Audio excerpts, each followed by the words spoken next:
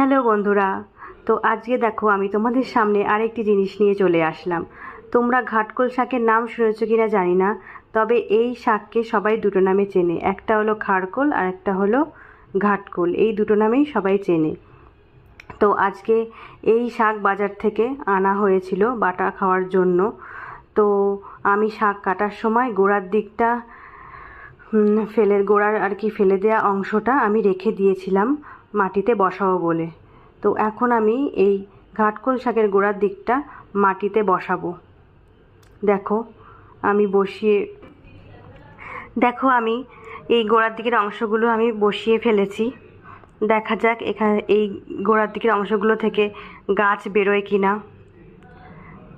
তো এখান থেকে গাছ বেরোলে আমি অবশ্যই তোমাদেরকে জানাবো। আজকের মতো এইটুকু।